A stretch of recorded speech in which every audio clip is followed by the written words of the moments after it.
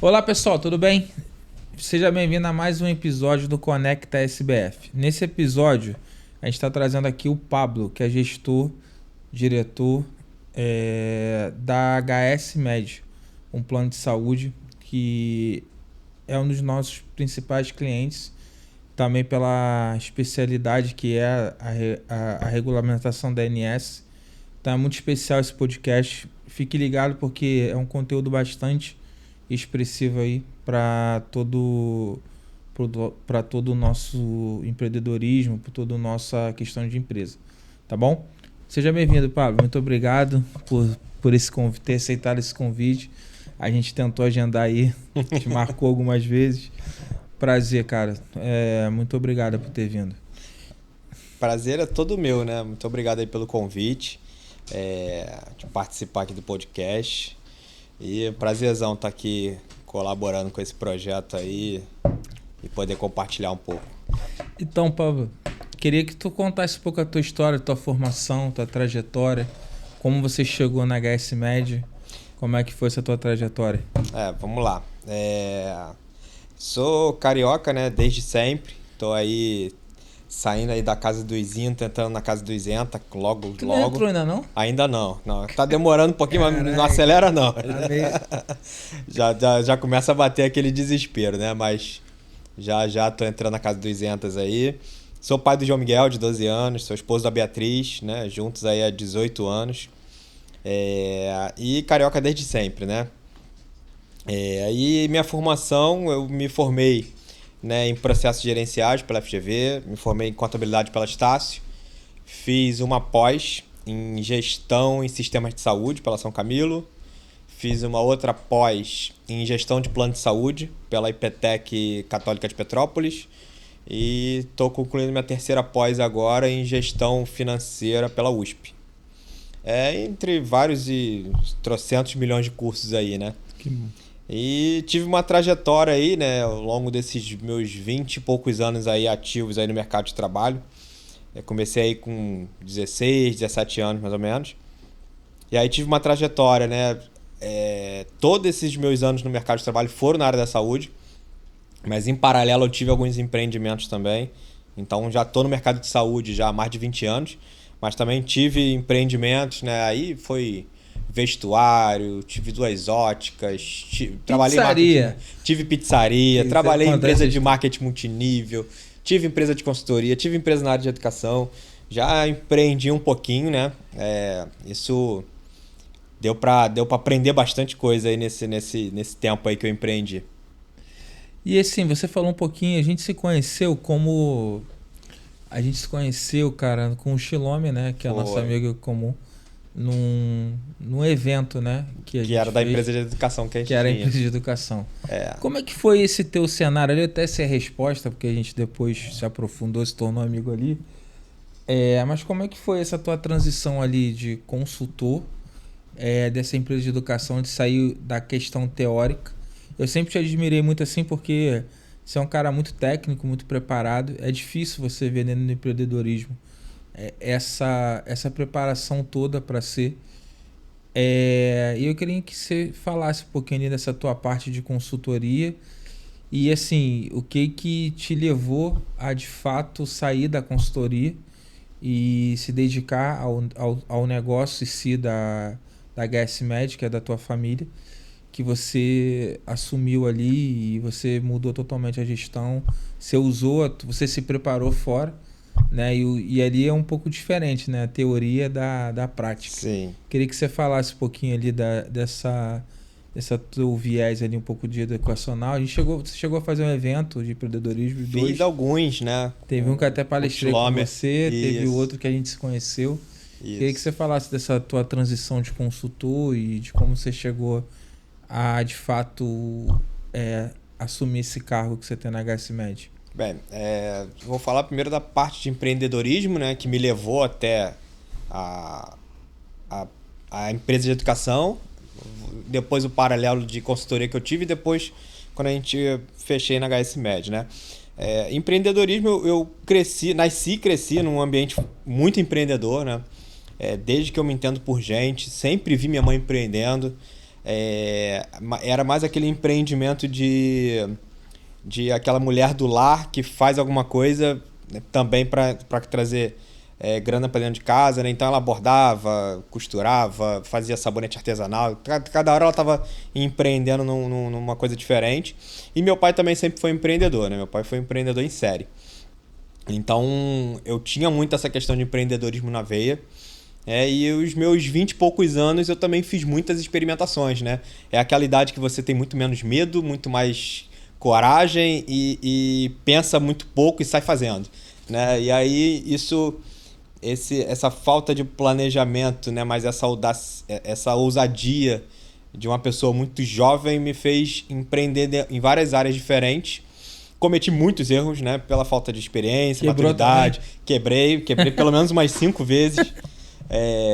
Então, me trouxe muito amadurecimento profissional e também me fez entender que eu precisava estudar, né? Eu não adiantava ter só a coragem e a ousadia de um empreendedor, eu precisava também ter o conhecimento técnico para deixar aquilo de pé. Porque não adianta você, né, ter a ousadia de levantar e depois não ter o conhecimento para manter, né? Então eu entendi que eu precisava estudar gestão, precisava estudar planejamento. Então eu comecei a estudar, né, essa parte mais acadêmica mais tarde, né? Então terminei minha primeira faculdade, já estava quase nos 30, né? E aí dali em diante eu fui emendando uma na outra. E aí no meu último empreendedorismo, que foi a pizzaria, eu saí dela em 2000, virada de 14 para 15, quebrando também, né? Ela estava indo até bem, mas eu também não estava mais aguentando trabalhar na área de alimentação. Pesado, final de semana, domingo, feriado, não estava mais aguentando. Então, naquele momento a pizzaria não tava bem, não tinha decolado, não me dava a grana que eu esperava, mas não era uma coisa que estava indo mal. Mas aí a HS Med na época, que é uma empresa familiar, né, que pertence ao meu pai, ela estava em direção fiscal. Então, e eu tinha um certo conhecimento mais técnico por ter trabalhado antes com ele nessa área. Então eu entendi que naquele momento eu tinha que voltar, né? Eu queria um pouco mais de qualidade de vida e também eu entendi que a empresa também precisava de mim. Então foi ali uma junção de interesses da minha parte, né, e da empresa. E aí eu voltei para a HS Med nessa época, assumi a direção fiscal. A gente depois saiu da direção fiscal com um certo sucesso. E aí dali em diante foi uma virada de chave muito grande ali que eu replanejei minha vida profissional, né? Então, do ano de 2015 em diante, eu projetei os meus próximos anos profissionais. Então, ali eu entendi o que eu queria fazer no longo prazo, nos próximos 15, 20 anos. Eu entendi o que eu precisava estudar, o que eu precisava aprender, as experiências que eu precisava ter. E aí foi o que eu fiz, né? Então, eu comecei aí fui para a segunda faculdade, fui para as pós-graduações que eu fiz. E dali em diante eu optei em não empreender mais. Até que eu optei em focar na minha carreira, construir uma carreira de executivo, né? Construir uma carreira de gestor, né? Eu optei naquele momento em focar nisso. E aí, só que essa minha experiência em direção fiscal, né, foi uma direção fiscal muito bem sucedida e acabou pintando, né, outras pessoas querendo que eu fizesse a mesma coisa em outros lugares. Então, a consultoria meio que me chamou, não fui nem eu que fui atrás da consultoria. Então, eu comecei a ajudar outras empresas em intervenção fiscal também, igual a gente. Então, eu comecei a trabalhar como consultor em outras operadoras, então eu dividia meu tempo, né? Lá na HS Med, eu ainda focava mais na parte da rede própria, quando acabou a direção fiscal. E nas consultorias eu focava mais em direção fiscal mesmo das empresas que estavam passando por dificuldade. Aí eu comecei, né? Fui para São Paulo, fui para Minas, fui para Bahia, comecei pegando uma empresa atrás da outra. Era uma coisa que eu conseguia conciliar bem, porque na maior parte do tempo eu conseguia fazer de maneira mais remota, né? E fui levando durante um tempo dessa forma. E aí quando eu cheguei ali mais ou menos em 2018, né? O Alessandro Stilomer já era muito meu amigo. E a gente já tinha pego uma bagagem muito grande profissional, a gente já entendia que a gente tinha bastante experiência e a gente percebeu que a gente precisava passar essa experiência para frente. A gente falou, tem muita gente que precisa do conhecimento que a gente tem. Então vamos montar uma empresa de treinamento e a gente treinar outros profissionais. Treinar em planejamento de carreira, treinar em gestão de negócios, treinar em finanças. E aí ali a gente idealizou Na época a empresa se chamava ASV, depois virou Potência.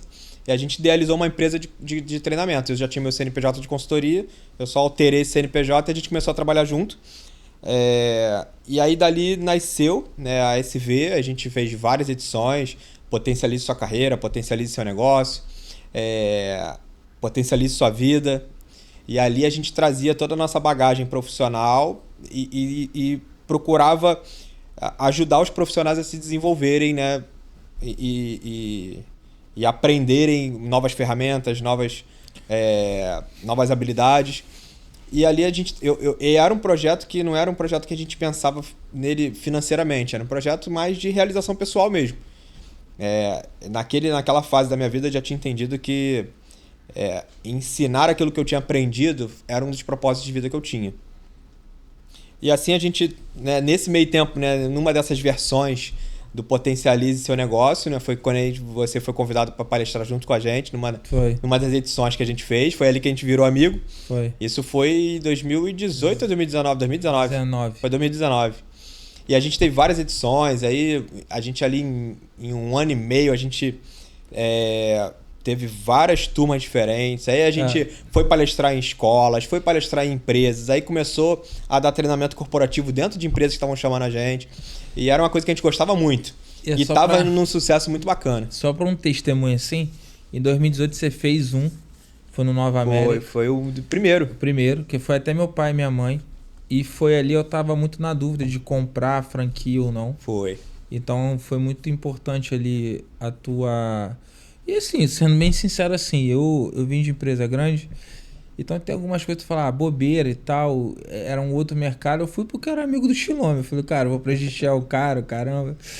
Mas foi muito bom o conteúdo, né? E a gente aprende, né, que depois a questão de organização do tempo, das coisas, das ferramentas que foi o teu treinamento ali, de como a diferença do empreendedorismo. Eu acho que a gente até falou em outros podcasts aqui, o empresário, né, ele é muito carente de educação. Ele vai tocando a vida do jeito que tá, não para, e às vezes não é nem questão de grana, porque muitas coisas tem na internet, é muito de graça hoje em dia. E tem coisas baratas também, não é questão de grana, é tempo e de prioridade. E às vezes quando você quebra, né, quando você tem uma experiência ruim, que é onde você vai se alertar de como é certo fazer. E eu te conheci ali nessa transição, depois foi da HSMed, né, ali a gente... E foi meu início ali, foi meu... Você demorou um pouco para fazer a transição, né, que a gente foi conversando, você estava com receio lá, porque era um meio regulamentado. Eu te agradeço, assim, até pela oportunidade de também, assim, de acreditar. E a gente fez aquele trabalho de financeiro e tal, eu falei, cara, que maneiro. E assim, foi muito importante, porque você foi aplicando as tuas coisas ali, e depois você pegou a clínica, cara, fez uma obra tremenda lá e tá maravilhoso lá na clínica ali em Irajá. Porque eu sempre confundo a linha 1 e Irajá, que é tudo a mesma, tudo a mesma coisa.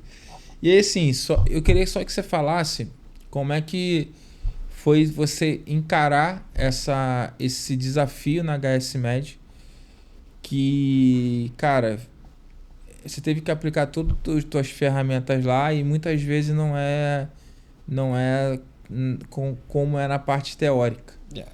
E assim, e como é que a questão que você aprende lá fluxo de caixa, que você tem que ter um dinheiro reservado, e muitas vezes não é isso. O teu dinheiro no caixa, tu vai fazer um montão de coisa. Tu não, enfim, eu queria que você explicasse ali como é que foi essa tua reviravolta. Para todos que não sabem, assim, a ANS a operadora de saúde é um nicho muito... É uma regulamentação muito forte. Eu já trabalhei na NTT, na Enel.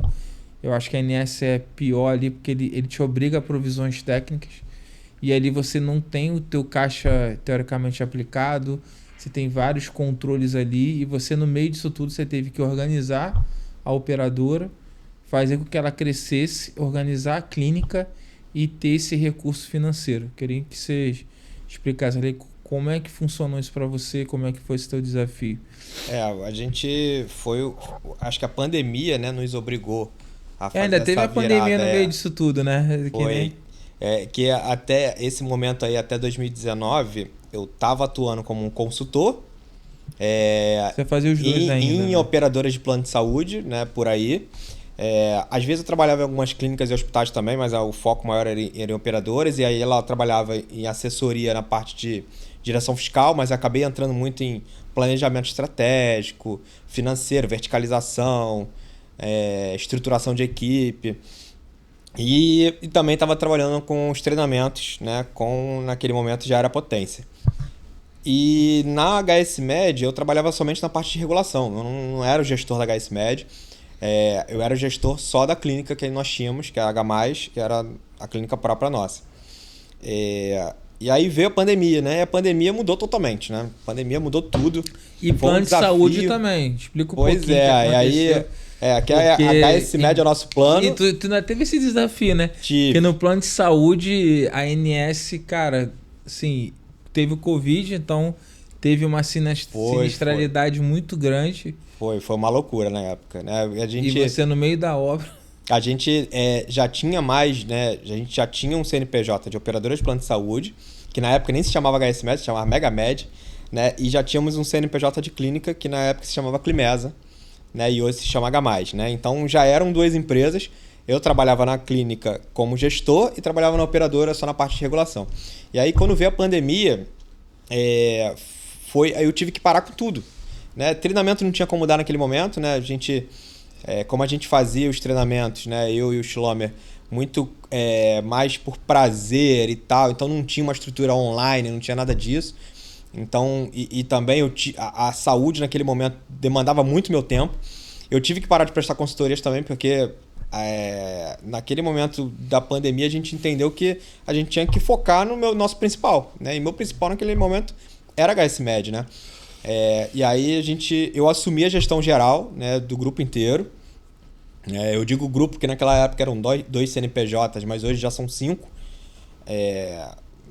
de empresas que compõem o grupo. E aí a gente percebeu que a operadora ela precisava se reposicionar no mercado. Nós éramos uma operadora que tinha parado muito no tempo, né? A gente precisava muito de investimento em time, em tecnologia, em marca e em estrutura física, né? E a clínica também, né? Você conheceu a clínica antes e depois, né? Então a gente também precisava de muito investimento na clínica, porque naquele momento o mercado de saúde mudou. Então teve o período da pandemia que foi um momento que a gente trabalhou muito, foi um momento que acho que mais trabalhei na minha vida. Trabalhei até mais naquela época lá da pizzaria, que eu já trabalhava muito. Mas que foi um momento que era desafiador, porque a gente não conseguia enxergar depois da curva, porque ninguém sabia como o mundo ia ficar, né, durante a pandemia. Era totalmente imprevisível o dia seguinte.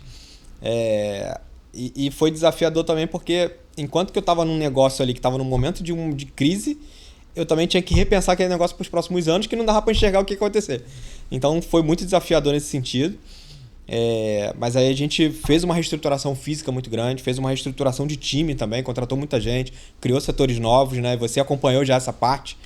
A gente implementou um financeiro, né, que praticamente não tinha. Não tinha. E foi implementando vários setores que hoje você conhece muito bem lá. E aí esse time me ajudou a estruturar uma empresa nova, né? E aí, hoje, né, a operadora é HS Med, mudou de nome, mudou a estrutura praticamente completa, sistema, tecnologia, estrutura física, mudou praticamente tudo para que a gente conseguisse oferecer mais segurança, mais conforto, mais qualidade para os beneficiários. Então essa foi a virada de chave que a pandemia provocou, né? E aí foi por isso que eu acabei parando com consultoria. Hoje eu até presto consultoria, você sabe, né? Mas é muito mais por prazer em pequenos projetos que eu acho que eu posso colaborar. Mas não é meu foco.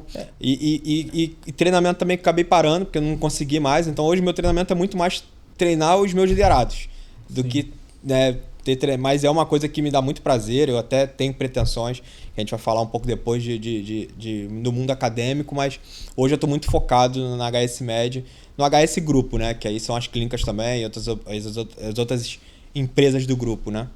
Então, eu queria que você falasse um pouquinho, já que a gente entrou na operadora, de como é a HS Med, quais são os planos que você tem, qual o nicho de mercado que você pegou ali, porque se você puder explicar como funciona a operadora como um todo, como é que é a regulamentação, quais são os tipos de plano que você pode ser, aonde a HS Med se enquadra, para a galera poder entender ali como é que funciona essa questão da operadora em si e como é difícil tratar. A clínica é bem simples, né? Simples entre aspas, que tem várias regulações, mas não tem nenhuma regulamentação da ANS, enfim. Mas a operadora é bem diferente. Se você pudesse falar um pouquinho sobre a operadora, como funciona, qual o tipo de plano que pode ter, a gente entrar um pouquinho em provisão técnica e tal, para a gente entrar nesse mundo um pouco de operadora. A Agência Nacional de Saúde, né, que é o órgão regulador das operadoras de plano de saúde, ela veio ali virada de 99 para 2000, 2001, por uma questão de obrigação mesmo, né? A Constituição Federal já previa isso, a regulação de diversos setores. E no entendimento, né, da Constituição é que, como é um serviço que deveria ser público, mas é exercido por empresas privadas, então o governo ele precisa dar uma concessão e precisa regular isso. Esse é um ponto. É a chance de você tirar do público essa questão que o plano de saúde é vilão de tudo, né? Então, assim, se você puder explicar como é que funciona a sinistralidade, como é que é a questão do reajuste também, para a galera entender assim, pô, então o plano de saúde também, às vezes, é uma vítima de toda essa regulamentação. Claro. A agência ela veio justamente para regular o mercado naquele momento. A gente tinha aí, não sei, umas 2.000 operadoras de plano de saúde. Era um número muito maior do que é hoje.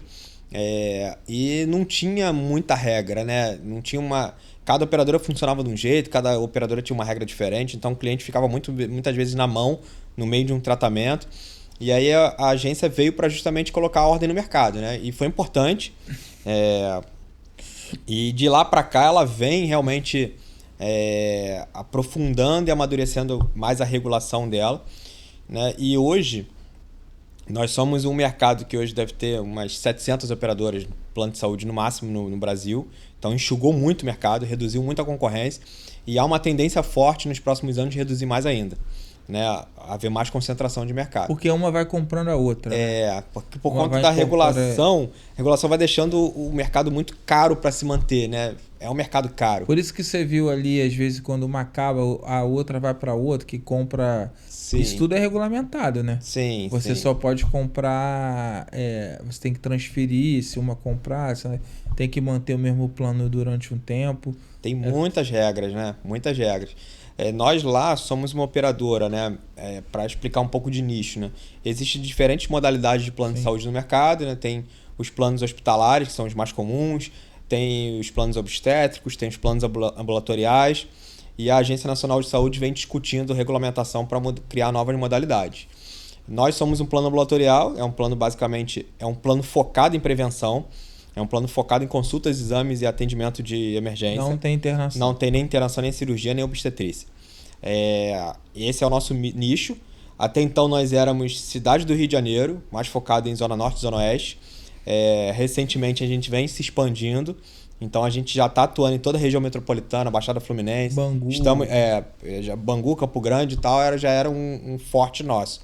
A gente vem expandindo para Baixada Fluminense, Niterói, São Gonçalo, região serrana, mas continuamos na modalidade ambulatorial, né? Isso a gente, a longo prazo, a gente enxerga que é o nosso caminho. Então a gente está muito bem nichado, né? E aí, falando um pouco hoje de saúde suplementar, saúde suplementar hoje é um mercado que ele é muito regulado e isso tem um lado bom e um lado ruim, né? Eu entendo que ele precisa ter regulação, sim. Mas a regulação ela torna o mercado, ao mesmo tempo que muito normatizado e com regras muito claras e iguais para todos, ao mesmo tempo também deixa o mercado com menos concorrência, um mercado muito mais caro, um mercado muito mais difícil de atuar, muito técnico.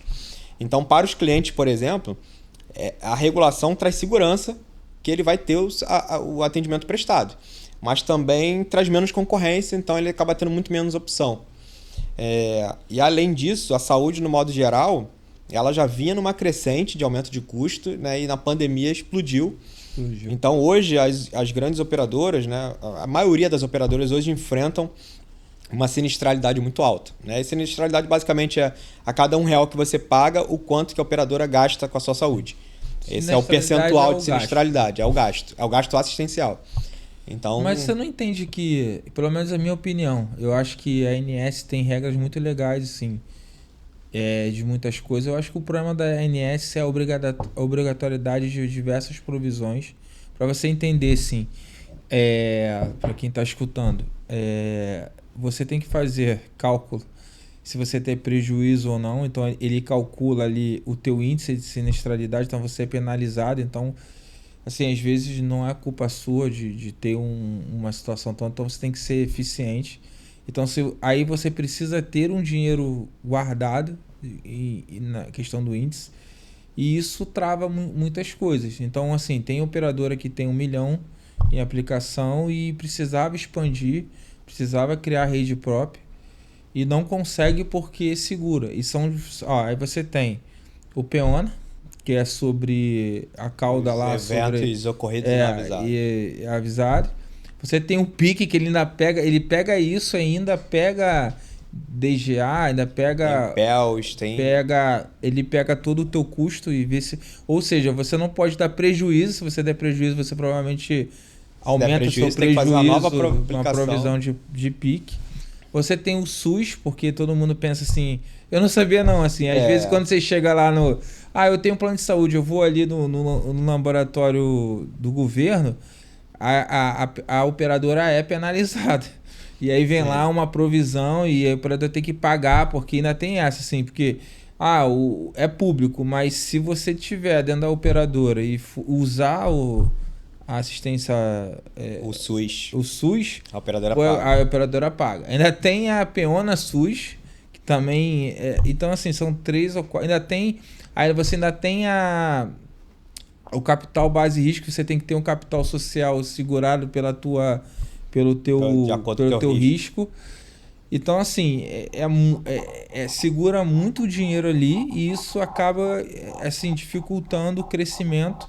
E no teu plano que é ambulatorial, ele precisa de uma rede própria muito consistente. E aí, como você estava falando lá, Campo Grande, Bangu, porque é um ticket menor, que a galera precisa ser atendido dentro da rede. A gente até conversou isso numa reunião que a gente colocou lá, que você me mostrou o mapa que você está agindo e tal, o porquê tem a rede própria. Então eu queria que você falasse um pouquinho assim da dificuldade que você tem de investir nesse mundo regulatório. Assim, ainda tem outras coisas que você tem que mandar, né? Você pode falar mais do que eu, você tem que mandar vidas, né? Você tem que mandar um monte de relatórios. O CIB, né? Que é CIB, a questão do TIS. E que então ele regula se você entrou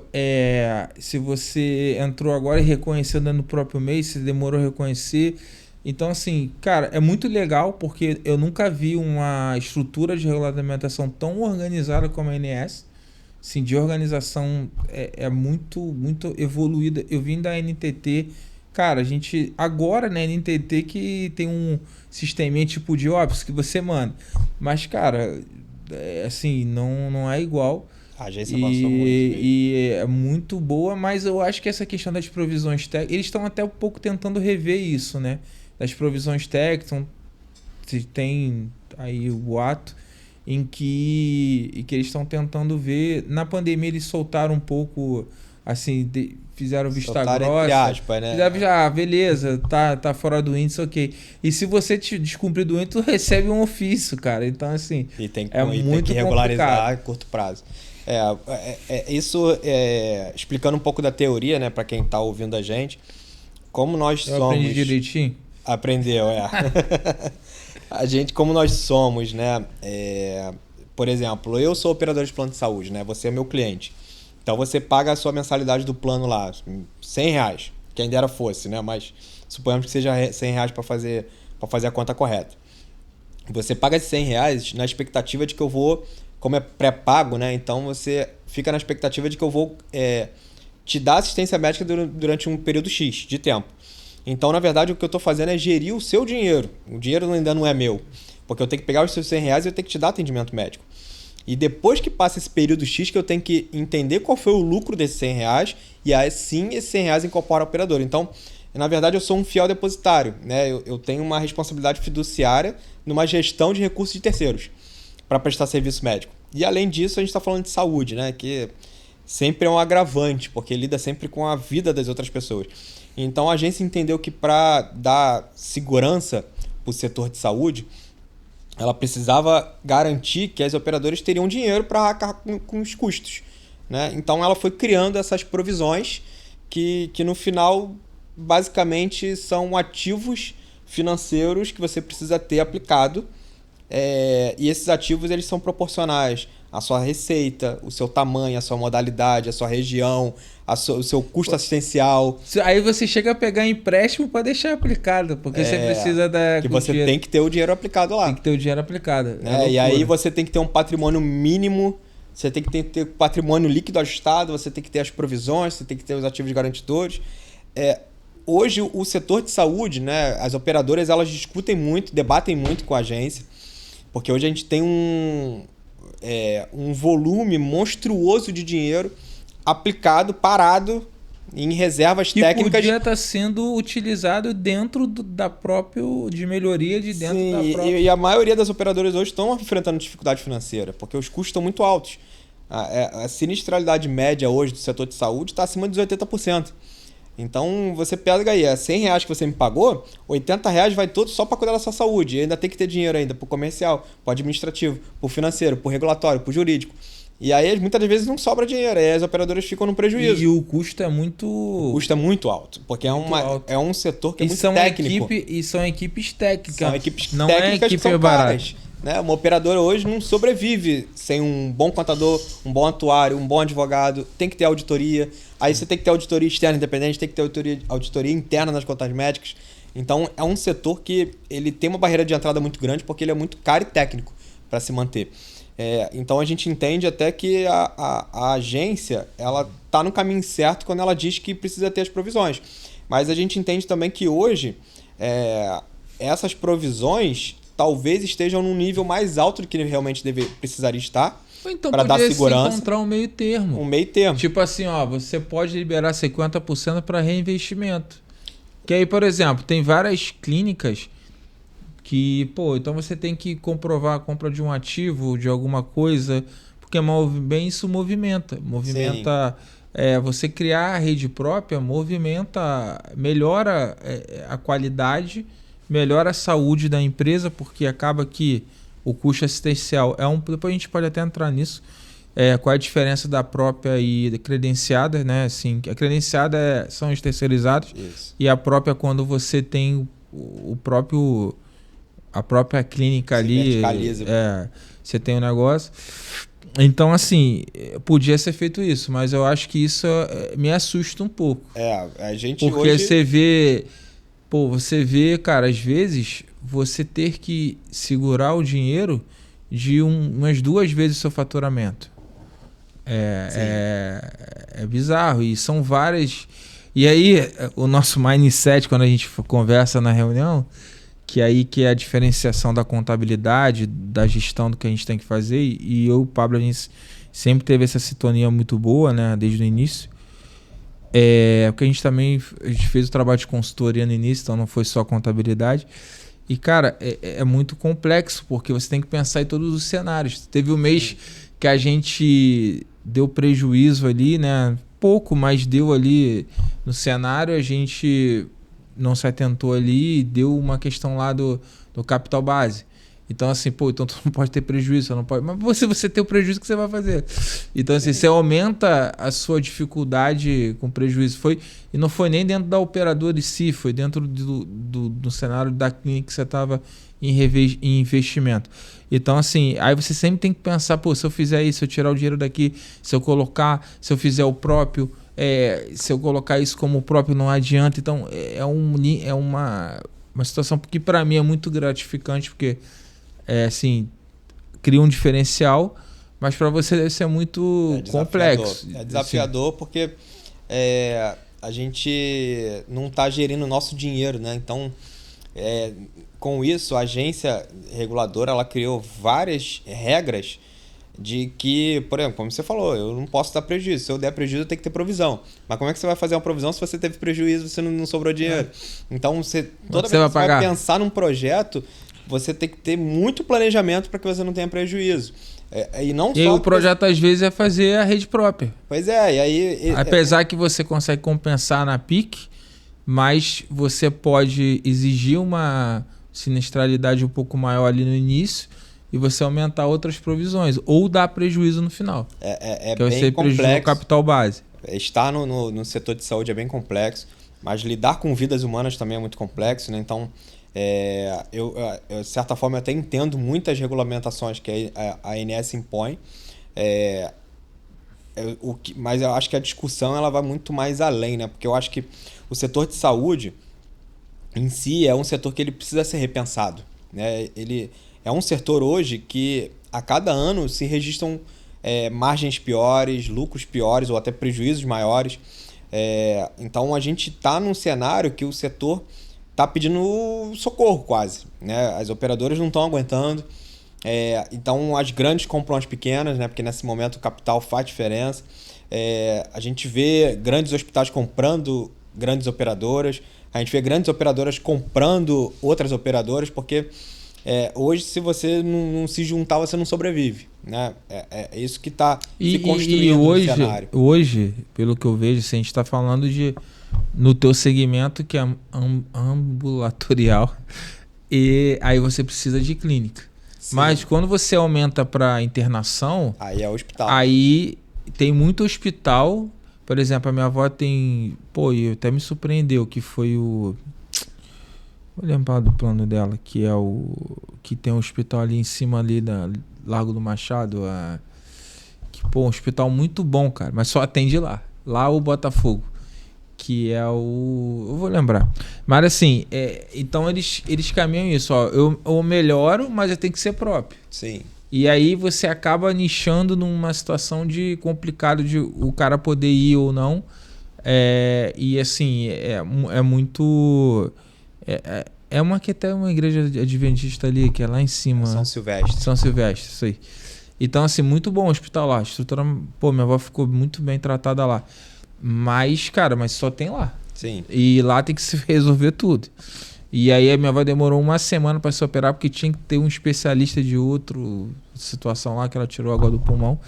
Então, assim, e isso é porque eles estão se defendendo na questão do custo. Porque se eles forem começar a permitir internação nos outros hospitais, vira um custo assistencial grande e não consegue se sustentar. É uma forma das operadoras tentarem segurar o custo, verticalizando, né? A gente lá também se verticalizou. A verticalização em si também é um assunto muito debatido. A gente vai ver algumas operadoras sendo muito a favor da verticalização e outras sendo muito contra.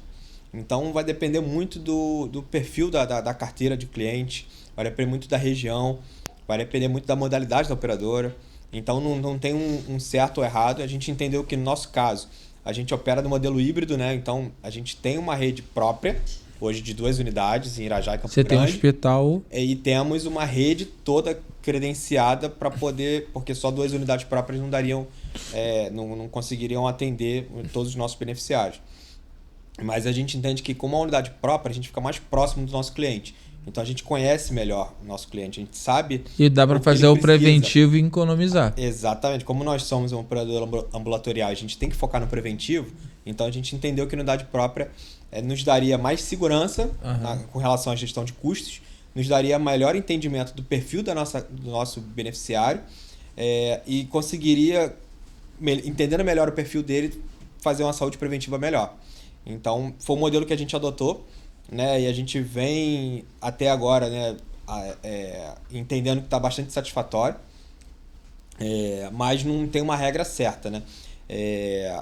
Então tem algumas operadoras que elas se verticalizam muito, né? E é uma tendência de mercado a verticalização, mas ainda tem algumas poucas que se verticalizam pouco. E aí também, dependendo da regulação, você nem pode ser verticalizado. Aí depende da sua modalidade. seguradoras, por exemplo, Bradesco e Sul América, não podem ser verticalizados. Eles não podem ter rede própria. Então, até nisso a agência também regula. Então, Pablo, assim, a gente está falando da questão da verticalização, né? Assim, o que é verticalização? É começar dentro do próprio grupo, tanto o controle de sinistralidade e a gestão dos valores, né? Que aí você ter a questão própria. Eu queria que você falasse os prós, que você estava entrando um pouco nisso agora, né? Você falou um pouco por alto, questão do prós e contra. Eu tenho uma ideia, mas assim...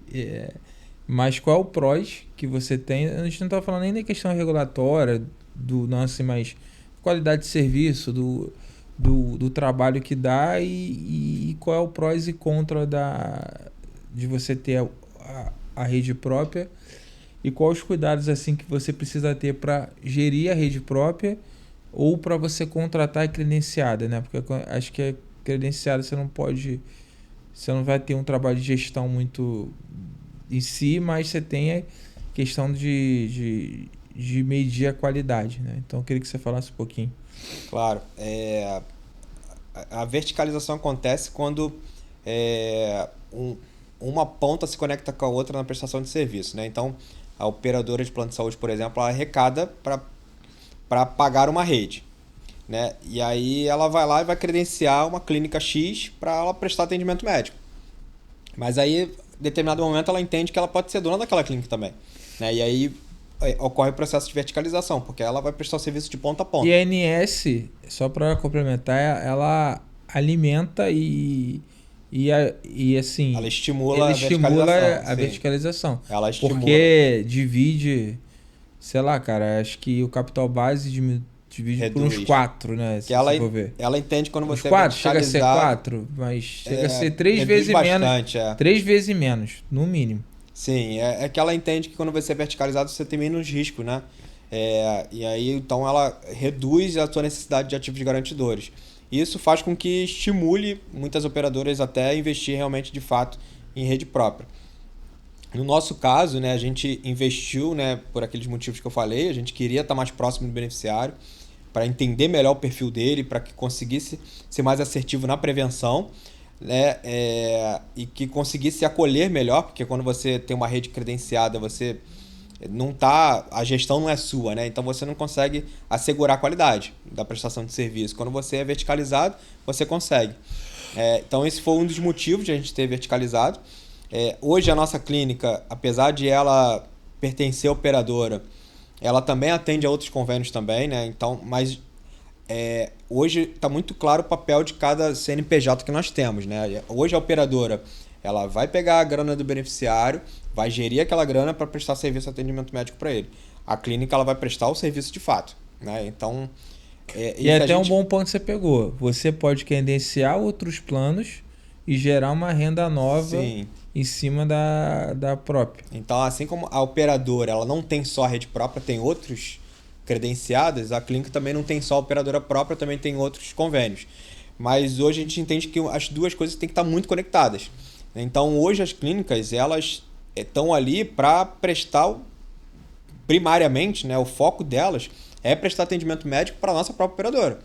E isso faz com que a gente pense a clínica não como um negócio lucrativo. Porque, pensando nos dois negócios, eles são até antagônicos, né?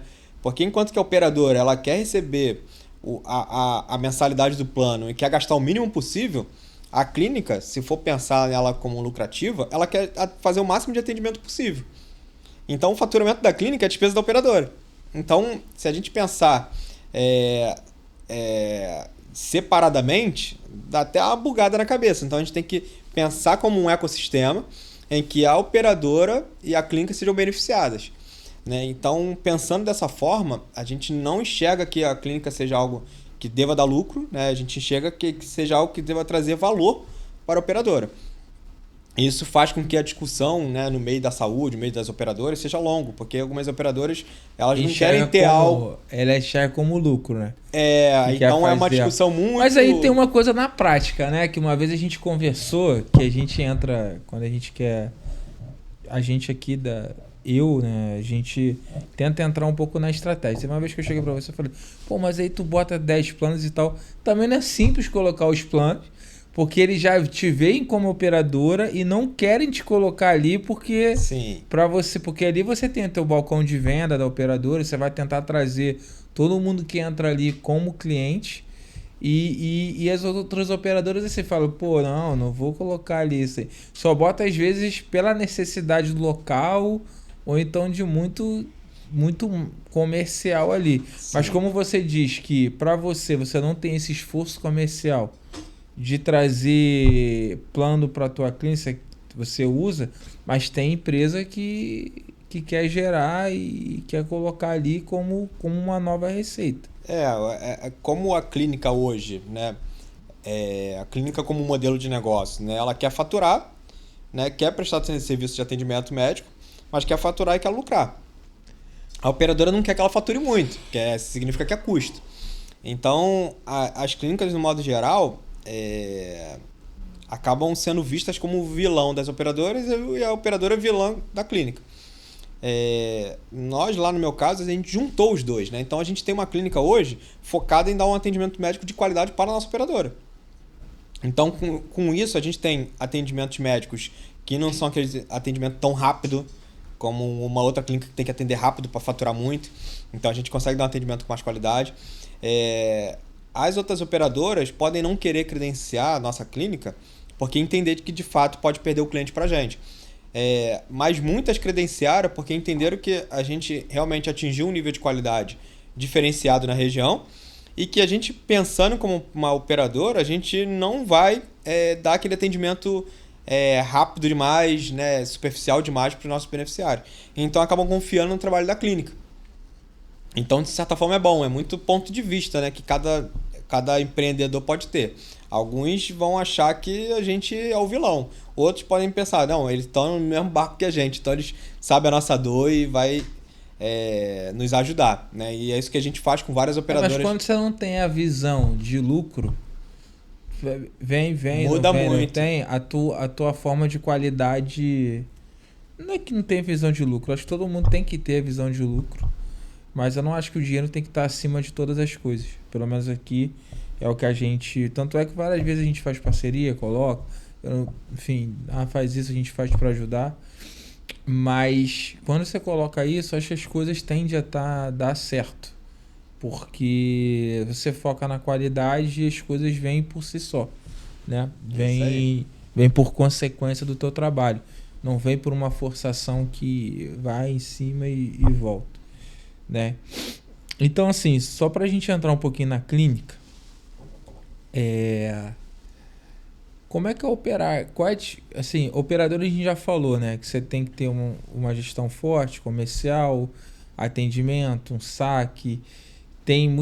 As pessoas não sabem, mas quando você vai lá, é muito burocrático o papel. Você tem que todo mundo naquele papelzinho que tu fala assim, pô, pra que agora em 2025 eu tenho que assinar um papel no médico? Aquilo ali é uma entrada da ANS, que a ANS pode glosar, o plano pode glosar ou não. É tudo uma questão muito burocrática e isso gera custo. Mas e a gestão da clínica? Qual é a diferença assim, de você gerir a clínica, mas agora não para te atender, mas numa visão geral, assim, como comunidade, como negócio em si. Se quem quiser montar uma clínica assim, independente para credenciar HS Med e tal, como é que é o procedimento disso? Hoje eu costumo dizer que o setor de saúde é um setor que ele é tecnicamente imperfeito, né? E não fui nem eu que inventei isso. Existem literaturas que falam isso, eu não lembro agora quais são os autores, mas por que tecnicamente imperfeito? No modo geral, se a gente olhar uma hierarquia de qualquer empresa, as pessoas mais qualificadas, geralmente elas estão no topo da hierarquia e estão com menos contato com o cliente. E geralmente a pessoa que está em mais contato com o cliente é a pessoa que está na base da hierarquia, a pessoa mais operacional. No setor de saúde, nós temos um médico em contato diretamente com o cliente e ele é uma das pessoas mais qualificadas tecnicamente. Né? Então isso faz com que inverta. Então é tecnicamente imperfeito por conta disso. Então, isso faz com que a base operacional do setor de saúde é uma base muito técnica e cara. Isso não é o comum que a gente vê em outros setores. Tá, porque você bota o atendimento a alguém com salário menor e lá em cima tu vai fazendo o refino da qualidade de gestão. Então você tem que contratar 10 embaixo, 2, 5 em cima, depois 2 para ficar No nosso caso é diferente, né? Os nossos profissionais mais caros estão na base da pirâmide, em contato diretamente com o cliente. E na verdade eles estão na pirâmide inteira, né? Mas na base da pirâmide eles estão predominando também. E isso faz com que seja um setor que ele até é caro de operar. As margens são muito apertadas, né? E aí um grande erro pode afundar. Por isso que... E não pode errar. E você vê muito hospital fechando, falência. A gente não pode se dar ao luxo de errar, porque afinal de contas a gente está trabalhando com vidas, né? Com as vidas dos nossos beneficiários. Então isso traz um desafio muito grande para a gente, né, que é gestor na área da saúde. Nós ainda, como ambulatoriais, né, do Rio e pequenos, a gente enxerga que a gente tem que dar um atendimento médico de qualidade e com preço justo ainda. Isso está inclusive na nossa missão, na nossa empresa. A gente quer dar a qualidade assegurada e com preço justo. Então, como que a gente faz, né? Porque a gente vê hoje um Einstein da vida. É lindo o trabalho deles, né? Mas o ticket médio deles também é altíssimo, né? A receita deles é altíssima.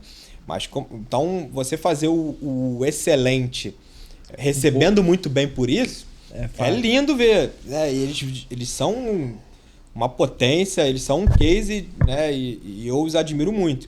Mas você fazer vamos dizer assim, o bom, bonito e barato com preço justo e margem apertada é muito mais desafiador. E é isso que a gente tenta fazer, né? Tanto nas nossas clínicas quanto na nossa operadora também. Então hoje nós temos preços mais acessíveis para que a gente consiga cumprir com nossa missão, que é levar a saúde de qualidade assegurada e preço justo para o máximo de pessoas possível. Então hoje a gente não somos os mais caros, mas também não somos os mais baratos, mas a gente entende que a gente conseguiu chegar numa faixa de valor que é justo para a qualidade que a gente entrega. E aí você tem você quer falar mais ou menos quanto fica o plano inicial e o atendimento também na clínica ali de uma consulta? Uma consulta na clínica hoje, né, vai partir aí, né, tirando algumas promoções que a gente faz de vez em quando, vai partir aí de uns R$80 mais ou menos, R$100. É um valor justo, né? Até uns R$150, R$200 para os mais especialistas, né? Então hoje a gente tenta realmente ter um valor que não seja caro para que a gente dê acessibilidade na área da saúde, né? Mas também a gente não pode deixar a qualidade cair. Sim. No plano de saúde ele vai variar muito se você é pessoa física, se você é pessoa jurídica, qual o tamanho da sua pessoa jurídica, que aí pode partir, né, de 0 a 18 anos, pode partir de R$100, mas pode ter até 60. Pessoa física, né? Hoje a gente tem entrado muitos PJs para a gente também, né, que a gente chama, que são as médias empresas, pequenas empresas. É um nicho que a gente tem focado mais ultimamente na área comercial, né, mas a gente também, por essência, a gente atende muito também individual familiar, né, que é aquela pessoa física ali que compra o plano para sua família. E é isso. Quanto né? Que é esse plano, mais ou menos, inicial? Hoje uma família, né, para um 0 a 18 anos... Qual a tua idade? 40 anos. 0 a 18 anos você vai pagar aí uns R$100 mais ou menos. Tá bom, né? Tá um preço justo. Exatamente. Depende, a gente tem alguns planos diferentes, vai depender muito da abrangência da rede credenciada que você busca. Quanto maior a rede, né, mais caro fica, obviamente, né? Então isso vai depender muito de qual categoria você vai comprar lá com a gente, né? Mas a gente sempre vai ter esse foco de dar a qualidade mais assegurada possível, a melhor qualidade possível pelo preço mais justo possível. A gente já falou um pouquinho ali de como funciona a operadora. A gente deixou alguma coisa para trás ali de operadora. Talvez a questão do ativo garantidor e o lastro, né? Eu acho que a gente falou da provisão que tem que ser financeira, mas fala um pouquinho ali do que seria o ativo garantidor, o lastro dentro dessa figura da ANS. Hoje, já para montar a operadora, né, você já tem que ter ativo garantidor, né? Você já tem que ter grana. O que é o ativo garantidor? O ativo garantidor são aplicações financeiras. Antes ou imóvel, né? Mas a imóvel tem uma regra. Antes era muito comum as operadoras usarem patrimônio, seja residencial e tal, mas hoje em dia a agência não está mais aceitando muito, não. Hoje em dia é grana mesmo, é cash, é aplicação financeira. Não é que ela não aceita, né? Ela bota várias Ela tem várias entraves que acabam não valendo, não compensando. Né? Então, você tem que deixar ele vinculado mesmo. Você não vai dinheiro mesmo que você tem que aplicar. O imóvel, sim, ele fica travado. Você não pode usar. Você não pode vender, não pode fazer nada. 60%, né? Que você menos pode até, menos. Hoje eu acho que tá 10%, 40%, se não me engano. Aí, 10, 20%. Pô, não vale a pena. Não tá mais. As operadoras não acreditam mais que compense. Então hoje, 99% dos ativos de garantidores do mercado hoje é grana mesmo, é cash. E eles colocam uma restrição de que você tem que operar, não pode ser. Não pode ser prédio, não pode ser. O imóvel ele tem que ser operacional. Operacional. Não pode ser residência. Não pode ser sala. Não pode ser residência também. E nem pode ser sala, né? Tem que ser imóvel comercial. Eu quero botar sala para administrativo, não pode. Tem que ser para. Então hoje praticamente não se usa mais imóvel. Né? Então as operadoras hoje elas já entram, né, no game com dinheiro vivo, né? Que você coloca numa aplicação lá, num banco, que não num rende fundo, muito, né? Rende pouquíssimo, né? A gente pelo menos isso podia melhorar, né? Não, até isso, né? Rende pouquíssimo porque você tem que aplicar num fundo específico da Agência Nacional de Saúde, aprovado por ela. E são poucos bancos que têm esse fundo. Porque esse é um fundo que é como se fosse uma conta conjunta com a agência. Então a agência ela tem acesso a esse fundo. Então você vai lá, no nosso caso... Se você quebrar, eles vão lá, pode sacar. Eles sacam, exatamente. E você só pode sacar com a autorização deles. Né? Então a gente, por exemplo, está na XP hoje. A gente tem uma conta lá na XP, que o nome do fundo é Agência Nacional de Saúde, ativo garantidor Agência Nacional de Saúde. O dinheiro está lá. A agência tem acesso como se fosse uma conta conjunta e a gente não consegue movimentar. Então esse é o principal ativo garantidor que a gente tem que ter. A gente tem outros também, né? Tem a questão do patrimônio, tem a questão do lucro, tem algumas questões também. Lastro. E o lastro também que acaba pesando na conta. O lastro também é garantia de grana, mas você já pega as provisões técnicas, já pega o PECEL, né? Que o lastro é basicamente se você... Ela faz algumas contas lá entre o ativo circulante, o passivo circulante. Aí você vai ter grana, o SUS, o pé. Aí você vai ter grana. Eles entram em outras. Sim. Eles entram na situação toda.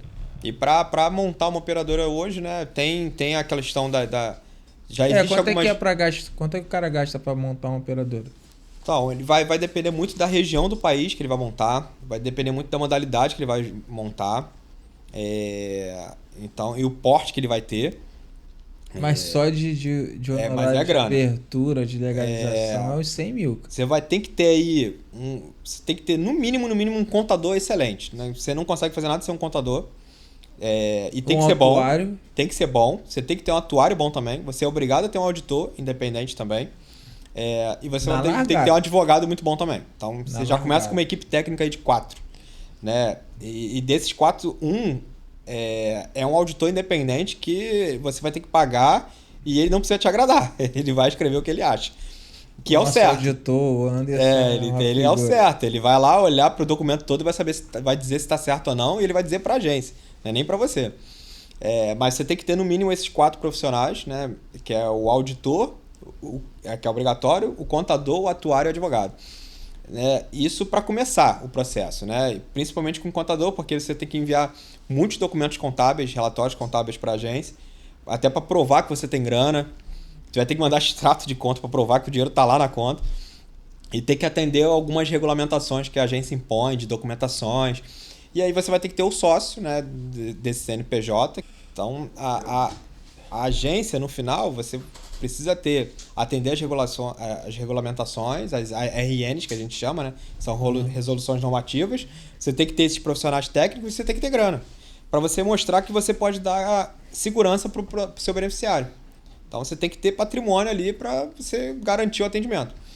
E depois disso, você vai ter que montar a operadora. Então você vai precisar de um corpo técnico ali na parte de contas médicas, auditoria médica, acolhimento assistencial, montagem de rede, call center, administrativo, financeiro. Financeiro também tem que ser muito atuante. Parte de ouvidoria, você é obrigado a ter ouvidoria também, você é obrigado a ter um setor de qualidade. Então, é complexo. Até para gerir uma operadora também é complexo. E aí a complexidade da clínica é muito mais simples, né? Mas muito desafiadora também por conta das margens que são muito apertadas. A gente já está indo para a reta final. Eu só queria... acho que tem duas coisas aqui que a gente pode conectar numa só. Que é o seguinte: como você encara as frustrações dos seus erros? E o que você quer deixar de legado para a sociedade com a tua empresa? As frustrações do meu erro, né? Porque isso é muito importante. Meus erros. Né? A gente erra muito, né? E a gente vai continuar errando porque a gente é ser humano. Eu costumo até dizer que a gente precisa ter medo de errar, mas a gente não pode deixar esse medo nos paralisar. Porque esse medo de errar vai fazer a gente se questionar, trazer perguntas, trazer respostas. Criar medo. E fazer a gente planejar, né? Como eu estava falando antes, lá na minha época de empreendedor bem mais jovem, né? Botava muito mais a cara e errava muito. A gente depois vai amadurecendo, a gente vai aprendendo a errar menos, porque a gente vai aprendendo a planejar mais, né? Pensar um pouco mais e ser um pouco mais prudente até, né? E também a gente ser um pouco menos afobado. Mas eu, ao longo desse meu histórico de empreendedorismo aí, depois de ter quebrado aí 5 CNPJs, a gente errou muito, né? E aí... o que mais quebrou até agora. Vai aparecer mais gente depois, né? Não, mais vezes, né? Mais vezes. O brasileiro, do modo geral, é muito empreendedor, né? Isso...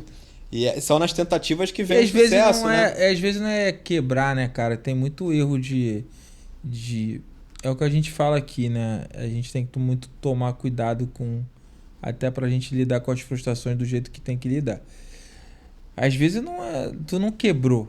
Às vezes tu geriu errado e tu teve atitudes que não... Por exemplo, é como você falou no início. Você criou uma expectativa, aquele negócio é te dar 20, você precisa de 20 mil por mês.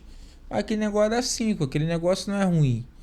Que você com 5 mil, sim, não é o que você espera, mas não é que ele quebrou. Você que quebrou ele, você tirou 20 de um lugar que dá 5. Entendeu? Sim. Então, isso aconteceu comigo. Várias vezes. Assim, isso é o que mais acontece. Então, tem negócio que realmente é prejuízo, ok. Mas tem outros que não é prejuízo. Aí você fala assim, quebrou, mas não é que quebrou. Você que entendeu errado. Exatamente. Aí você pega lá, por exemplo, o negócio dá 20, mas tu tem 30 mil de empréstimo para pagar. Mas o empréstimo não entra, empréstimo é investimento. É diferente. Sim. Porque as pessoas, eu quebrei. Não, cara, não é questão de quebrou. Você não teve a maturidade certa. Que meu primeiro negócio era assim, eu tinha 18 anos, tirava 5 mil quando eu começava a fazer as contas. Eu tinha 19 anos. Não, isso a gente tá falando em 2001. Era muito dinheiro, né? Era. E eu tirava 3, 4, jantava todo dia, no final de semana com a namorada, saía de carro. Aí quando viu o negócio dava 2 mil, 3 mil. Assim, dava lucro. Não dava o que... E 2 mil viveria muito melhor. Naquela época a gente tá falando de salário mínimo de 300 reais. Cento e pouco, né? 100 e pouco? 300. 100 e pouco. Então eu fiz as contas erradas dos anos, né?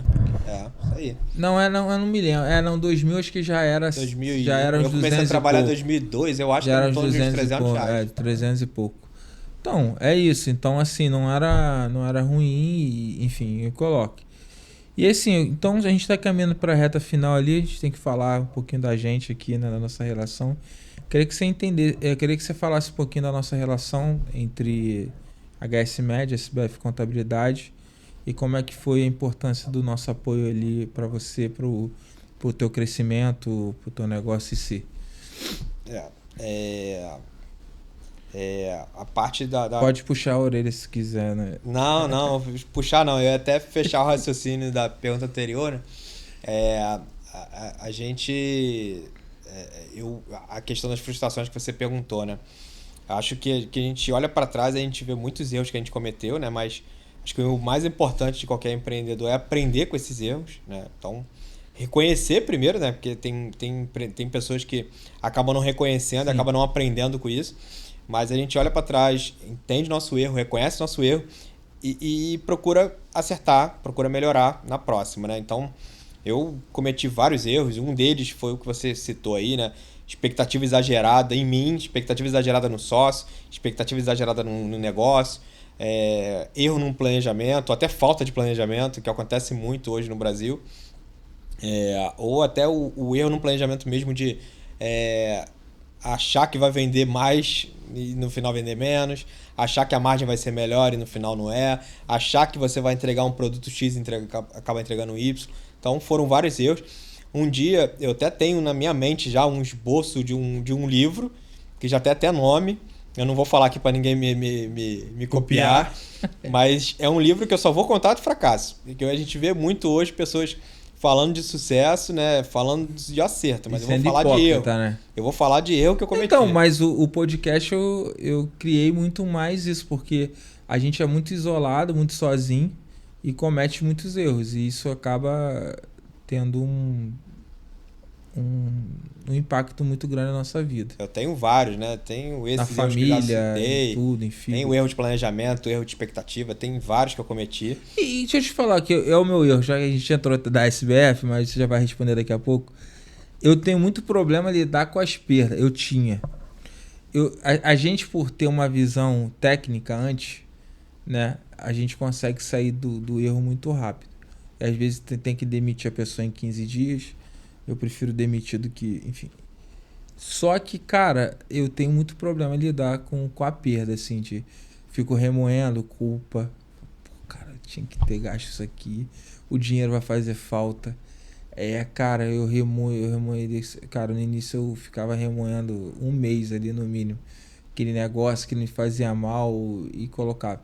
E o que eu entendo, assim, que a gente até falou um pouquinho lá naquele teu início, que é onde a gente colocou, o mental é muito importante pra gente. Muito. Eu fiz aquele do Paulo Vieira lá no passado. Achei muita propaganda, mas tem algo muito importante lá. Ele falou que o mais importante não é o dinheiro que você tem na conta, não é o que você fez, e se é sua mente. Então você pode estar aqui e se a sua mente estiver boa, saudável, você consegue recuperar o que você perdeu, ganhar muito mais, enfim. Então tem muito trauma, essas coisas. Então eu tenho muita frustração com perda. Então eu tive que aprender. Hoje eu sou muito mais tranquilo em relação a isso. Mas pra mim isso é o meu calcanhar de Aquiles. Ver assim, caraca, eu perdi aquele valor. Pô, aquilo vai fazer falta. Aquilo eu podia ter feito isso. Cara, eu já comprei carro e fiquei vendo o carro uma semana depois pra saber se eu tinha perdido ou não o dinheiro que eu comprei o carro. Era surreal atualmente. Hoje, pra mim, é mais tranquilo, mas... E o empreendedorismo me ensinou, porque se eu viver nesse loop, acabou, mano. Então a gente não consegue nem passar pro dia seguinte, porque é muito complicado. Sim, a gente tem que... Como eu falei antes, né? A gente identifica que a gente errou, reconhece e vira a chave, né? Muda a rota, né? Que o tempo hoje passa muito rápido, né? Então... Se a gente ficar preso ali, né, a gente até perde oportunidades, a gente demora para mudar a rota e virar o jogo. O Guilherme Benchimol da XP, ele até fala uma coisa muito curiosa, né? Que ele estava identificando que a XP estava virando um grande navio, e navio ele demora para mudar a rota, né? Ele demora para mudar a direção dele. E ele entendeu que a XP precisava ser várias lanchas. Porque ele sabia que tinha hora que ele ia pegar uma rota errada, mas ele ia mudar rápido. E isso que importava. O empreendedor, ele é assim. O empreendedor, ele vai errar. Mas identifica o erro e muda logo, né? E vai atrás de outras oportunidades. Então, hoje, eu penso muito dessa forma, né? Então, eu levo muito pro meu time lá hoje que a gente não pode ter medo de errar. A gente tem que ter o medo também, a gente só não pode deixar esse medo nos paralisar. Tem que ter o cuidado, né? Tem que ter isso aí. Então, o medo é importante, porque o medo nos traz segurança. É o instinto de sobrevivência que a gente tem. Mas ele não pode nos paralisar, ele tem que nos trazer dúvidas para a gente responder.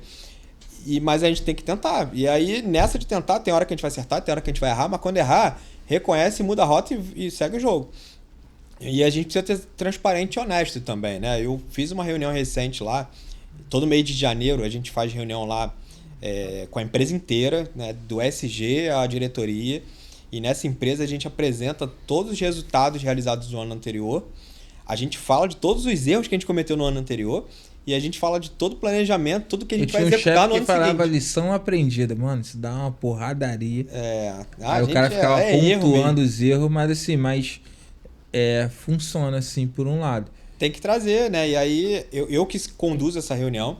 A gente teve uma agora, foi um pouco menos de um mês atrás. E nessa reunião eu falei, em 2024 a gente errou nisso e eu fui o principal responsável por esse erro. E para 2025, para corrigir, a gente vai fazer isso. E é ser transparente com o time. E aí pro time tá claro o que tem que entregar. E pro time tá claro também que a gente tá junto. Que se a gente ficar apontando pro outro também, a gente cria uma cultura, né? E cultura é aquela coisa, né? Tu pode ter uma empresa linda com planejamento lindo. Mas se a cultura for ruim, vai comer o planejamento todo no café da manhã. Isso é uma frase também que não é minha. Se eu não me engano é do Jack Welch, ou não lembro agora de quem é essa frase. Mas a cultura é muito importante na empresa, né? Então eu tento levar para a empresa também essa mensagem de que estamos juntos no erro e no acerto. O acerto é nosso, o erro é nosso, e se eu tiver que chegar e falar eu fui o principal errado nessa história, eu que tomei a decisão errada, eu assumo também. Até porque para mim responsabilidade é uma coisa que vai de baixo para cima. Então, no final é sempre quem está em cima que tem que responder. Sim. Mesmo que aponte que tenha errado. Então é assim que eu lido com as frustrações dos meus erros, né? E falando um pouco de projeto, né? Falando de... Não, tu tinha que falar da SBF. Eu vou falar da SBF também, tu não desculpa. Quer falar, não, beleza, né? Eu vou falar também. O projeto é no final, porque aí tu emenda o projeto e se despede. Tá, vou falar da SBF. A gente acabou naquela hora falando de maneira um pouco mais dinâmica, né? Porque o papo tá muito bom, né? Sim. Eu me remeter até outra coisa quando tu falou o negócio da responsabilidade.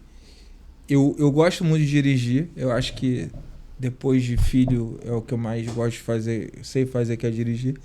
Mas você tem que ter uma... Filho, porque meus filhos são bonitos, tá? E são 3. Mas não é isso não, porque Mas, por exemplo, sábado eu ia viajar, eu tava cansado. Falei, vou pegar a estrada, caramba. Tu tem que ter um respeito pelo limite. Prudência, né? Uma prudência. Tu não pode esticar a prudência mesmo que você... Cara, sei lá, se dirigir, eu sei dirigir, mas assim, eu não posso esticar e falar, cara, não tô bem de cabeça, não tô bem disso e tal, vou pegar a estrada, vai ser de tarde pra noite, eu não tô bem. Então, assim, você tem que ter um cuidado. Você não pode errar. Se tivesse que ir, iria de boa, mas assim, se você pode evitar não tá bem, você tem que ter prudência e não é medo. Não é se você chegar, tenho medinho de não ter ido. Entendeu? Mas você tem que ter prudência nas coisas. Eu acho que isso que o empreendedorismo, assim, as pessoas que querem montar, você tem que ter uma prudência. Vou errar, porque também se transmite para tua equipe que pode errar à vontade. Claro. A gente tem que bater na questão do planejamento também, né? Até pra gente poder errar menos, né? Então, assim, mas, tem que ter responsabilidade, tem que ser cobrado, mas tu também tem que ter prudência, porque eu acho que é muito importante. Sim, sim. Falando agora da SBF, né, naquela hora a gente falou de maneira dinâmica. Quando eu assumi a gestão do grupo lá no início da pandemia, né? Meado para final de 2020, naquele momento, né, eu e meu time, a gente identificou que nesse processo de reestruturação, reformulação da empresa inteira, a gente também precisava mexer na parte financeira e contábil da empresa.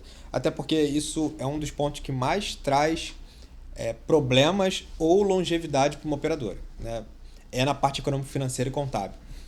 E é justamente o que coloca as operadoras, por exemplo, em intervenção fiscal, são as anormalidades econômico-financeiras. E ali a gente identificou que a gente precisava melhorar nossos fluxos e processos, precisava melhorar nosso contábil, precisava melhorar nosso financeiro. A gente já era amigo, né? Eu já conhecia a tua parte técnica, já sabia que você era um cara que eu podia confiar. Você não tinha o conhecimento de regulação naquela época, né? Sim. Mas a gente entendeu que naquele momento a gente e entrar naquele barco juntos, né? Eu te agradeço muito, que foi muito importante para mim, assim. E aí a gente, né, você tinha uma estrutura já de escritório, né, com uma equipe, né, que me dava uma segurança maior. E aí a gente fez essa virada de chave. E além disso também, né, naquele momento que eu estava reestruturando os setores, eu precisava de gente também que até me ajudasse na parte de consultoria, de assessoria, de mentoria até. E você me ajudou muito na parte de estruturar a parte financeira, por exemplo. E isso me ajudou muito, né? E foi também um diferencial da SPF nessa parte de não só ser aquele contador de emissor de guia, né? Ser aquele contador que faz aquela contabilidade consultiva também, né? Faz aquele apoio, né? Então, a gente começou com consultoria. Sim. Que aí você foi confiando e tal até a transição. E depois a gente fez essa parte financeira também. Sim. Que não tinha nada lançado e tal. A gente fez centro de custo. A gente praticamente num plano financeiro, né? E a gente foi implementando tudo. Foi muito importante pra gente, pro nosso escritório. Por isso que fiz questão de te trazer. E eu queria te agradecer muito mesmo, assim, porque foi muito importante pra gente. E a gente entrou lá, a gente correu atrás, viu a questão da regulamentação. Hoje a gente consegue, sei lá, cara, ter... Acho que a gente nunca tomou ponto da ANS, a não ser dos índices, que o índice não tem muito controlar, mas a gente vê daquele cenário que era toda hora um problema contábil, alguma coisa assim, e a gente conseguiu fazer. E aqui você falou assim, a operadora é muito diferente, assim, precisa realmente ter, e não só de contabilidade do autuário, que aí o Fábio, que a gente trabalha junto, a gente conseguiu uma sintonia muito legal. O Fábio é um cara parceiro pra caramba também, então um se completa. Então às vezes eu falo, pô, cara, que é isso, tal? Ele, pô, vai por esse caminho, às vezes é o contrário, e dá muito certo. Então realmente te agradeço aí por toda essa oportunidade, foi muito importante pra gente. Eu que agradeço, a gente segue junto aí.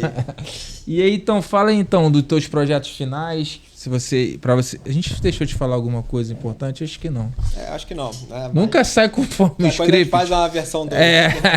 Nunca sai conforme o script, mas eu acho que a gente abordou tudo que a gente precisava abordar ali.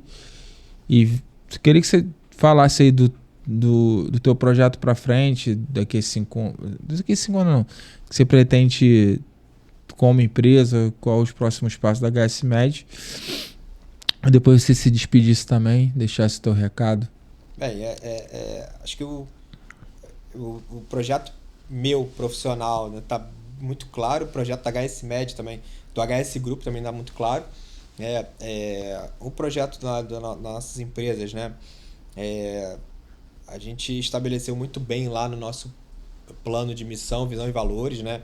Não é missão, visão e valores para inglês ver, é uma coisa que a gente de fato implementou alguns anos atrás. A gente continua o mesmo e continua orientando todos os nossos projetos, né? Então a gente quer sim fornecer uma saúde básica com qualidade assegurada, preço justo para toda a região metropolitana do Rio, né? Então é isso que a gente busca lá, e isso é o que norteia todos os nossos projetos, todas as nossas decisões no dia a dia.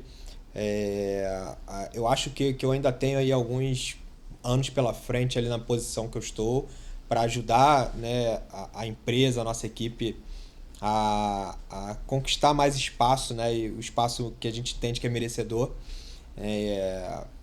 Depois, né, eu não vou ficar CEO para sempre onde eu tô, né, vai chegar um momento que acho que tem que ter renovação, e vai chegar um momento que alguém vai estar no meu lugar. Até lá eu não sei ainda, eu tenho minha formação em contabilidade, tenho uma experiência em consultoria. Contador, né? Sim, tenho um desejo muito grande de lecionar, né? Hoje estudo um pouquinho de talvez ser um conselheiro lá na frente, talvez ir para consultoria,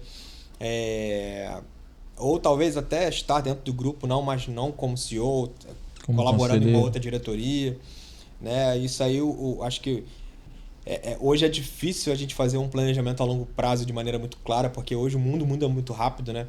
Então pode ser que nem exista conselheiro, seja tudo inteligência artificial, a gente não sabe, mas eu realmente venho me preparando, né? Acho que todo profissional hoje que está no mercado de trabalho, absolutamente todo, seja a função que exerça, ele precisa estudar, Existe até um termo que fala que é lifelong learning, né? Que é estudar para a vida inteira, né? Então isso aí não tem jeito. Sim. Então eu vou continuar nessa batida de estudar, né? Tem algumas formações que eu pretendo fazer, estou sempre fazendo curso, estou sempre postando, para poder aprender mais, e aprendendo mais a gente ensina, né? E eu acho que a minha principal, eu falo isso muito pro meu time lá, minha principal função como CEO é ensinar, é desenvolver pessoas, legado, desenvolver né? setores, né? E esse é o legado que eu quero para mim também, né? Como profissional. Então, se despede aí, deixa o seu arroba, fala do endereço lá mais ou menos qual é o endereço das clínicas para quem quiser visitar. Para quem quiser ver a questão do plano, a gente depois tu me manda o link que a gente coloca no comentário aqui para também colocar. Perfeito. Hoje no LinkedIn, jogar no HSMed Saúde, você vai achar a gente. H+ Clínica, você também vai achar a gente. Site hoje também, hsmedsaude.com.br, você vai encontrar a gente também. Os meus perfis, né, todos eles são Pablo Mendonça, né, tanto no Instagram quanto no Mendoncinha, LinkedIn. né? Então jogou lá Pablo Lima de Mendonça, o Pablo Mendonça, você vai me encontrar também no LinkedIn, no Instagram. No LinkedIn eu tenho aquela pegada mais profissional, então parte mais profissional acabo postando lá. Meu Instagram é mais pessoal, mas dá uma misturada um pouquinho. Sim. Falo um pouco de pessoal, falo um pouco de profissional também. E, enfim, estamos aí para fazer negócios, fazer parceria, crescer junto. Pô, eu que te agradeço aí. Chegar junto. Quer deixar o último recado? Já foi? Agradecer principalmente, né, pelo convite de estar aqui. Desejar muito sucesso para SBF Conecta, né? Conecta SBF. Conecta SBF. Depois a gente vai fazer o evento. Vamos. E aí tu podia ser o cara do evento. Depois a gente conversa. Desejar muito sucesso também para a sua empresa de contabilidade. E seguimos juntos, né? Nesse desafio diário de empreender, depois a gente pode de fazer gerir. esse negócio da escola de empreendedorismo. Depois a gente conversa. Vamos falar sim. Bom, galera, muito obrigado aí. Esse foi mais um episódio com o Pablo da HSMed. Grande abraço, curta, compartilhe. Tamo junto. Abraço. Deus abençoe a todos.